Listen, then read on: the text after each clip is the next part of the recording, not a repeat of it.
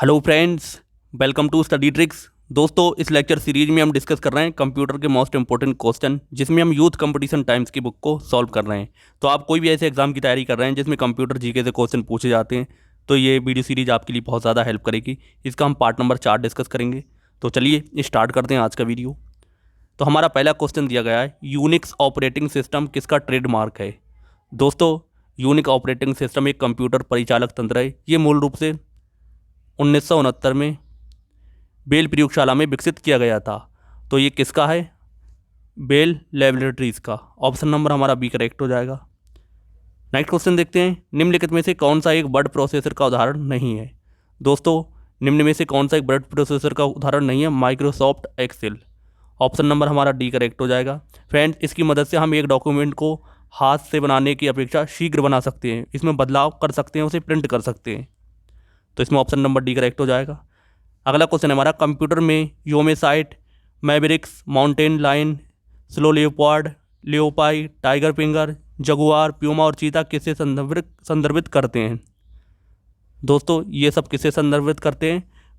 तो Mac OS x के संच से। ऑप्शन नंबर हमारा ए करेक्ट हो जाएगा। तो इस चीज़ को आप ध्यान रखेंगे। अगला क्वेश्चन देखते हैं, निम्नलिखित में से कौन सा ऑपरेटिंग सिस्टम नहीं है। दोस्तों, C++ एक सामान्य प्रोग्रामिंग भाषा है जो एक मध्य स्तरीय भाषा के रूप में जानी जाती है, क्योंकि ये दोनों उच्च स्तर और निम्न स्तर की भाषाओं की सुविधाओं का एक संयोजन है। जबकि OS X, विंडो 7, डॉस क्या है? Operating system. तो इसमें ऑप्शन नंबर हमारा डी करेक्ट हो जाएगा। अगला क्वेश्चन देखते हैं, एक कंप्यूटर प्रोग्राम जो सोर्स कोड को ऑब्जेक्ट कोड में बदल देता है उसे क्या कहा जाता है। दोस्तों, कंपाइलर। क्या कहते हैं? कंपाइलर। ऑप्शन नंबर हमारा सी करेक्ट हो जाएगा। कंपाइलर किसी एक कंप्यूटर प्रोग्रामिंग भाषा में लिखे प्रोग्राम को किसी अन्य भाषा में बदलने का काम करता है। तो आप इससे ध्यान रखेंगे। ऑप्शन नंबर सी करेक्ट हो जाएगा। अगला क्वेश्चन देखते हैं, एप्लेट कंप्यूटिंग के संदर्भ में है। तो क्या है? एप्लेट एक छोटा सा जावा प्रोग्राम होता है जो ब्राउज़र में रन करता है। तो इसको आप ध्यान रखेंगे। ये HTML में इंक्लूडेड एक ऐसा प्रोग्राम होता है जो ऑपरेटिंग सिस्टम एवं हार्डवेयर को प्रभावित किए बिना HTML में कार्य कर सकता है। तो ये क्या है? Java application. ऑप्शन नंबर हमारा एक करेक्ट हो जाएगा। अगला क्वेश्चन देखते हैं, कंपाइलर एवं इंटरप्रेटर्स उदाहरण हैं। तो कंपाइलर और इंटरप्रेटर्स किसके उदाहरण हैं? सिस्टम सॉफ्टवेयर के। ऑप्शन नंबर हमारा एक करेक्ट हो जाएगा। इस चीज़ को आप ध्यान रखेंगे। नेक्स्ट क्वेश्चन देखते हैं, किसी कंप्यूटर में कंपाइलर होता है। तो कंपाइलर क्या होता है? वो प्रोग्राम जो उच्च स्तर भाषा में लिखे प्रोग्राम को स्वीकार करता है और ऑब्जेक्ट प्रोग्राम को उत्पादित करता है। तो इसमें ऑप्शन नंबर हमारा सी करेक्ट हो जाएगा। इसको आप ध्यान रखेंगे। अगला क्वेश्चन देखते हैं, कंपाइलर क्या है। दोस्तों, कंपाइलर क्या होता है? एक सॉफ्टवेयर होता है। ऑप्शन नंबर हमारा बी करेक्ट हो जाएगा। अगला क्वेश्चन देखते हैं, इनमें से कौन सा उपकरण संपूर्ण प्रोग्राम को उच्च स्तरीय भाषा से मशीन भाषा में बदलता है। दोस्तों, कौन बदलता है? कंपाइलर। ऑप्शन नंबर हमारा एक करेक्ट हो जाएगा। अगला क्वेश्चन देखते हैं, एक कंप्यूटर प्रोग्राम जो असेंबली लैंग्वेज को मशीनी लैंग्वेज में बदलता है। तो कौन बदलता है? कंपाइलर। ऑप्शन नंबर एक करेक्ट हो जाएगा। आप देख सकते हैं कंपाइलर के अलग अलग तरह से कैसे क्वेश्चन आ सकते हैं। तो कंपाइलर आपके लिए बहुत ज़्यादा इंपॉर्टेंट साबित होगा। अगला क्वेश्चन देखते हैं, उच्च स्तरीय भाषा से मशीन भाषा में बदलने के पूर्ण प्रोग्राम को तुरंत ही ट्रांसलेट कर देगा। कौन कर देगा? कंपाइलर। ऑप्शन नंबर एक करेक्ट हो जाएगा। तो कंपाइलर उच्च स्तरीय भाषा से मशीन भाषा में बदलने के लिए पूर्ण प्रोग्राम को तुरंत ही ट्रांसलेट कर देता है। ऑप्शन नंबर एक करेक्ट हो जाएगा। अगला क्वेश्चन देखते हैं, वो प्रक्रिया समग्र सॉफ्टवेयर जो उपयोगकर्ता को इंटरनेट सर्व करने देता है कहलाता है। तो उसे हम क्या कहते हैं? ब्राउज़र। ऑप्शन नंबर हमारा डी करेक्ट हो जाएगा। तो ब्राउज़र एक समग्र सॉफ्टवेयर होता है जो किसी उपयोगकर्ता को इंटरनेट पर सर्च करने की अनुमति प्रदान करता है। तो आप इस चीज़ को ध्यान रखेंगे। ऑप्शन डी करेक्ट हो जाएगा। अगला क्वेश्चन देखते हैं, सॉफ्टवेयर पथ को इनमें से बेहतर ढंग से वर्णित करता है। तो कौन वर्णित करता है? केवल सॉफ्टवेयर प्रोग्राम, केवल ऑपरेटिंग सिस्टम प्रोग्राम। तो ए और बी दोनों ही क्या करते हैं? सॉफ्टवेयर पथ को बेहतर ढंग से वर्णित करते हैं। तो इसमें ऑप्शन नंबर हमारा डी करेक्ट हो जाएगा। अगला क्वेश्चन देखते हैं, एक सॉफ्टवेयर यूज़र इंटरफेस सुविधा जो उपयोगकर्ता को अंतिम परिणाम के साथ कुछ भी देखने की अनुमति देता है जब दस्तावेज तैयार किया जा रहा है। तो उस क्या होता है, उसे हम कहते हैं बीजीबी। ऑप्शन नंबर हमारा सी करेक्ट हो जाएगा। तो आप इस चीज़ को ध्यान रखेंगे। नेक्स्ट क्वेश्चन देखते हैं, मशीनी भाषा। तो मशीनी भाषा क्या होती है? एकमात्र भाषा है जो कंप्यूटर को समझता है इसको। ऑप्शन नंबर हमारा बी करेक्ट हो जाएगा। तो ये बाइनरी नंबर 0 और 1 से लिखी जाती है, जिसे कंप्यूटर द्वारा बिना ट्रांसलेट प्रोग्राम के समझा और क्रियान्वित किया जाता है। तो इसे आप ध्यान रखेंगे। ऑप्शन बी करेक्ट हो जाएगा। एक कंप्यूटर में असेंबलर होता है। तो एक ऐसा प्रोग्राम जो असेंबली भाषा को मशीनी भाषा में अनुवाद करने हेतु यंत्रवत करता है। तो इसमें ऑप्शन नंबर हमारा बी करेक्ट हो जाएगा। इसको आप ध्यान रखेंगे। नेक्स्ट क्वेश्चन देखते हैं, किसने लाइनेक्स सॉफ्टवेयर का आविष्कार किया? दोस्तों, लाइनेक्स पीसी के लिए बनाया गया मल्टी टास्किंग और मल्टी प्रोसेसिंग सॉफ्टवेयर है, जिसका विकास नेटवर्क प्रोग्राम के लिए किया गया है। और किसने किया? लाइनेक्स की खोज किसने की थी? टोरवाल्ड्स ने की थी। तो इसको आप ध्यान रखेंगे। इसे माइक्रोसॉफ्ट में बनाया था। ऑप्शन नंबर एक करेक्ट हो जाएगा, माइक्रोसॉफ्ट। अगला क्वेश्चन देखते हैं, इनमें से कौन एक ऑपरेटिंग सिस्टम नहीं है? तो एंड्रॉयड है, iOS है, लाइनेक्स है, पावर पॉइंट नहीं है। तो इसे आप ध्यान रखेंगे। पावर पॉइंट एक एप्लीकेशन प्रोग्राम है। ऑप्शन नंबर हमारा डी करेक्ट हो जाएगा। अगला क्वेश्चन देखते हैं, इनमें से किस सॉफ्टवेयर का इस्तेमाल एक सिविल अभियांत्रिकी परियोजना की बड़ी गतिविधियों के प्रबंधन के में हेतु किया जाता है? तो किसका किया जाता है? MS प्रोजेक्ट का। ऑप्शन नंबर हमारा बी करेक्ट हो जाएगा। इसका विकास माइक्रोसॉफ्ट कंपनी द्वारा किया गया था। इस चीज़ को आप ध्यान रखेंगे। अगला क्वेश्चन देखते हैं, कंप्यूटर के सॉफ्टवेयर में ऑब्जेक्ट प्रोग्राम को कीड़ मेमोरी से मुख्य मेमोरी में आंतरित करने वाले सॉफ्टवेयर को क्या कहा जाता है? दोस्तों, उसे हम क्या कहते हैं? लिंकर। ऑप्शन नंबर हमारा सी करेक्ट हो जाएगा। तो कंप्यूटर के सॉफ्टवेयर में ऑब्जेक्ट प्रोग्राम को गौण मेमोरी से मुख्य मेमोरी में आंतरित करने हेतु सॉफ्टवेयर को क्या कहते हैं? लिंकर कहते हैं। लिंकर एक कंप्यूटर प्रोग्राम है जो बाइनरी भाषा में प्राप्त ऑब्जेक्ट कोड को किसी मशीन में चलने लायक मशीन कोड में बदल देता है। तो आप इस चीज़ को भी ध्यान रखेंगे। इसमें ऑप्शन सी करेक्ट हो जाएगा।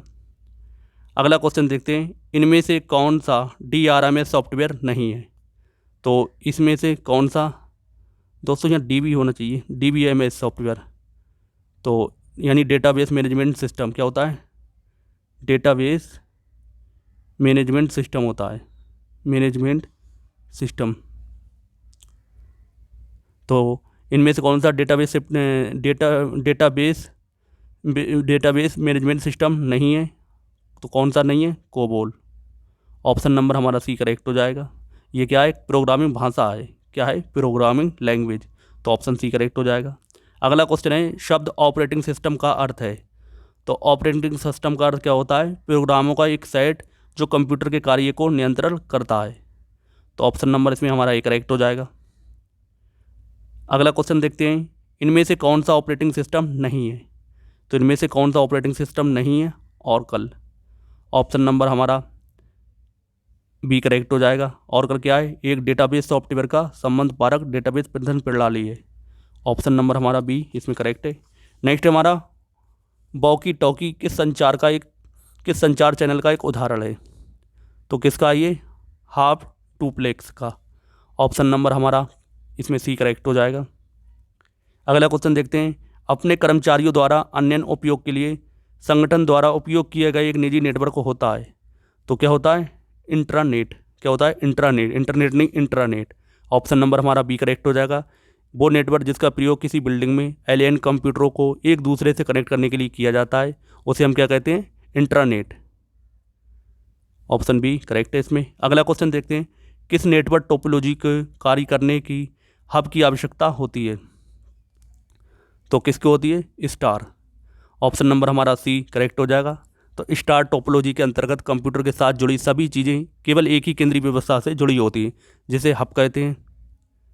तो हब कहते हैं नेटवर्क में उपस्थित स्थानीय कंप्यूटरों में सीधा लिंक नहीं होता, वे केवल कंप्यूटर के माध्यम से एक दूसरे के संपर्क में रहते हैं। अगला क्वेश्चन देखते हैं, निम्नलिखित नेटवर्क टोपोलॉजी में किसकी संचरण गति उच्चतम होती है? तो किसकी होती है? LAN की, क्योंकि ये छोटे नेटवर्क के लिए होता है। LAN लोकल एरिया नेटवर्क इसकी फुल फॉर्म होती है। तो इस टोपोलॉजी का प्रयोग कर 1 से 1.5 किलोमीटर के अंतर्गत नेटवर्क स्थापित किया जा सकता है और इसमें जो कंप्यूटर की गति होती है उच्च होती है। ऑप्शन नंबर हमारा एक करेक्ट हो जाएगा। अगला क्वेश्चन देखते हैं, जिसमें सभी नोड्स, कार्यस्थल और अन्य डिवाइस सीधे एक समान केंद्रीय कंप्यूटर से जुड़े होते हैं, लोकल एरिया नेटवर्क यानी लोकल एरिया नेटवर्क LAN क्या कहलाता है? तो क्या कहलाता है? स्टार। ऑप्शन नंबर हमारा सी करेक्ट हो जाएगा, इसको भी आप ध्यान रखेंगे। अगला क्वेश्चन देखते हैं, निम्नलिखित में से पूर्ण द्वैध संचार चैनल डबल कम्युनिकेशन चैनल का उदाहरण कौन सा है? दोस्तों कौन सा है? टेलीफोन की बातचीत। ऑप्शन नंबर हमारा डी करेक्ट हो जाएगा, तो आप इसको भी ध्यान रखेंगे। अगला क्वेश्चन देखते हैं, इनमें से कौन सा क्षेत्रफल के मामले में सबसे बड़ा नेटवर्क है? तो बड़ा होना चाहिए। सबसे बड़ा नेटवर्क कौन सा है? इंटरनेट। ऑप्शन नंबर हमारा डी करेक्ट हो जाएगा। इंटरनेट सूचना तकनीक का सबसे आधुनिक प्रणाली है। इसे विभिन्न कंप्यूटर नेटवर्कों का एक विश्व स्तरीय समूह भी कहा जा सकता है। इस नेटवर्क से हजारों लाखों कंप्यूटर एक दूसरे से जुड़ सकते हैं, तो इस चीज़ को आप ध्यान रखेंगे। ऑप्शन डी करेक्ट हो जाएगा। अगला क्वेश्चन देखते हैं, सूचना प्रौद्योगिकी के संदर्भ में नई उपयोगी जानकारी प्राप्त करने के लिए पहले से मौजूद बड़े डेटाबेस की जांच की प्रक्रिया को क्या कहा जाता है? दोस्तों इसे हम क्या कहते हैं? माइनिंग। ऑप्शन नंबर हमारा बी करेक्ट हो जाएगा। अगला क्वेश्चन देखते हैं, कंप्यूटर नेटवर्क के संबंध में TCP का विस्तार क्या है? तो TCP की फुल फॉर्म क्या होती है आपको ये बताना है। तो इसे हम क्या कहते हैं? Transmission control protocol.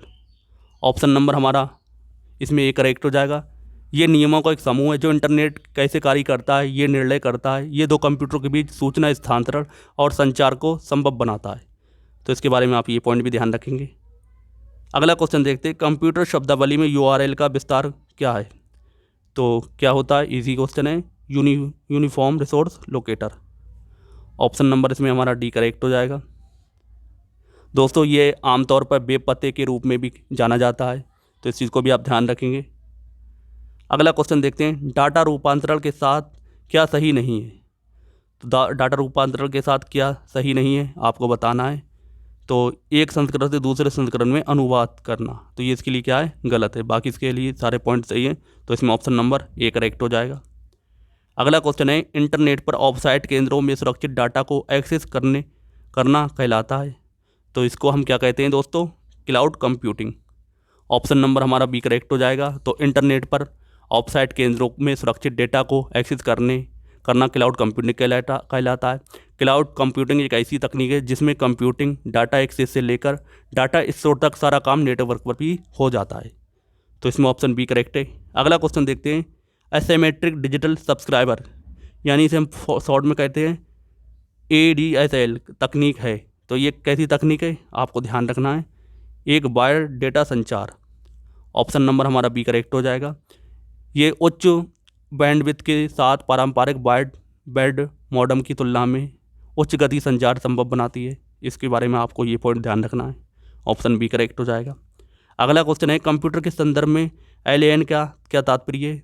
तो इजी क्वेश्चन है, local area network. Option number हमारा बी करेक्ट हो जाएगा। अगला क्वेश्चन है हमारा, IP एड्रेस का अभिप्राय क्या है? तो IP एड्रेस का अभिप्राय क्या है? एक संख्यात्मक नेटवर्क लेबल। ऑप्शन नंबर हमारा ए करेक्ट हो जाएगा, इसको आप ध्यान रखेंगे। अगला क्वेश्चन देखते हैं, नेटवर्क से जुड़े एक कंप्यूटर को दिए जाने वाले को क्या कहा जाता है? दोस्तों इसे हम क्या कहते हैं आपको ध्यान रखना है? IP address. ऑप्शन नंबर हमारा डी करेक्ट हो जाएगा। अगला क्वेश्चन है, नियर फील्ड कम्युनिकेशन यानी NFC पर आधारित है। तो फ्रेंड्स ये किस पर आधारित है आपको ध्यान रखना है? कम दूरी के लिए उच्च आवृत्ति वायरलेस संचार पर। तो इसमें ऑप्शन नंबर ए करेक्ट हो जाएगा। अगला क्वेश्चन देखते हैं, WLAN का पूरा नाम क्या है? WLAN तो इसका होता है wireless local area network. Option number हमारा ए करेक्ट हो जाएगा। अगला क्वेश्चन देखते हैं, शब्द हब के साथ सच नहीं है। तो क्या नहीं है? हब एक सॉफ्टवेयर है, तो इसके लिए क्या ये गलत है। ऑप्शन नंबर हमारा इसमें बी करेक्ट हो जाएगा। हब या नेटवर्क, हब सामान्यतः एक नेटवर्क की डिवाइस होता है। इसके इस्तेमाल से कई कंप्यूटरों को दूसरे नेटवर्क डिवाइसों के साथ जोड़ा जाता है और इसका प्रयोग LAN की कनेक्टिविटी में भी किया जाता है, तो इसके बारे में आपको ये पॉइंट ध्यान रखना है। ऑप्शन नंबर बी करेक्ट हो जाएगा। अगला क्वेश्चन है, डिजिटल संकेतों को एनालॉग में परिवर्तन करने वाला उपकरण कौन सा है? दोस्तों ये उपकरण होता है हमारा मॉडेम। मॉडेम की फुल फॉर्म होती है मॉड्यूलेटर डीमॉड्यूलेटर। तो इसके बारे में आपको ये ध्यान रखना है। ऑप्शन बी करेक्ट हो जाएगा। अगला क्वेश्चन देखते हैं। डैश एक यंत्र है जो डिजिटल जानकारी के लिए इनकोड करने के लिए संकेतों सिग्नल को मॉड्यूलेट करता है और संचरित जानकारी को डिकोड करने के लिए संकेत को डीमॉड्यूलेट करता है। तो कौन करता है? मॉडेम यानी कि मॉड्यूलेटर डीमॉड्यूलेटर। ऑप्शन नंबर हमारा डी करेक्ट हो जाएगा। अगला क्वेश्चन हमारा पीसी को वायरलेस नेटवर्क से कनेक्ट करने के लिए कौन सा डिवाइस है? तो पीसी को वायरलेस नेटवर्क से कनेक्ट करने के लिए कौन सा डिवाइस होता है राउटर। ऑप्शन नंबर हमारा है ए करेक्ट हो जाएगा। ये कंप्यूटर नेटवर्क के बीच डाटा पैकेट को आगे बढ़ाता है। तो आप इसी के बारे में ये पॉइंट ध्यान रखेंगे। अगला क्वेश्चन देखते हैं। डैश कम दूरी को वायरलेस कनेक्टिविटी सुविधा प्रदान करता है। कौन करता है? ब्लूटूथ। ऑप्शन नंबर हमारा सी करेक्ट हो जाएगा। तो ब्लूटूथ एक वायरलेस कनेक्टिविटी टूल है जिसका उपयोग भिन्न भिन्न डिवाइसों के साथ संपर्क स्थापित कर डाटा शेयरिंग एवं संचार संभव बनाया जाता है। तो इसके बारे में आपको ये पॉइंट ध्यान रखना है। ऑप्शन नंबर सी करेक्ट हो जाएगा। अगला क्वेश्चन देखते हैं। डीएनएस का अर्थ क्या है, यानी डीएनएस की फुल फॉर्म क्या होती है? तो डीएनएस की फुल फॉर्म होती है डोमेन नेम सिस्टम। तो आप इसे ध्यान रखेंगे, क्या होता है? Domain name system. तो इसमें ऑप्शन ए करेक्ट हो जाएगा। अगला क्वेश्चन देखते हैं। इन कोडिंग के संबंध में असंगत का पता लगाएं, यानी कि जो अलग है इनमें कौन है? तो इन कोडिंग के बारे में कौन सा गलत है? तो कोडिंग डाटा को पुनः रूपांतरण करना। तो इसके बारे में ये बिल्कुल अलग है। तो ऑप्शन नंबर हमारा बी करेक्ट हो जाएगा। इनकोडिंग संचार प्रणाली की एक ऐसी प्रक्रिया जिसमें डाटा को एक ऐसे फॉर्मेट में बदल दिया जाता है जिसे किसी दूसरे कंप्यूटर द्वारा डिकोड कर उपयोग में लाया जाता है। तो इसके बारे में ये ध्यान रखेंगे। ऑप्शन नंबर हमारा बी करेक्ट हो जाएगा। दोस्तों ये था कंप्यूटर जीके का पार्ट नंबर 4। आई होप आपने सारे क्वेश्चन की प्रैक्टिस अच्छे से की है। तो उम्मीद करता हूँ आप कोई भी एग्ज़ाम देंगे जिसमें कंप्यूटर से क्वेश्चन पूछे जाते हैं आपको ज़रूर हेल्प मिलेगी। तो आप इस वीडियो को 1 से 2 बार देख सकते हैं, स्पीड बढ़ाकर दोबारा देख सकते हैं, जिससे आपको सारे क्वेश्चन की प्रैक्टिस अच्छे से हो जाएगी और एग्ज़ाम में क्वेश्चन आता है तो आप सही कर पाएंगे। उम्मीद है आप वीडियो को लाइक और शेयर ज़रूर करेंगे और चैनल पर पहली बार आए हो तो चैनल को सब्सक्राइब ज़रूर करो। इसी तरह की वीडियो के लिए मिलते हैं नेक्स्ट वीडियो में। तब तक के लिए जय हिंद, जय भारत।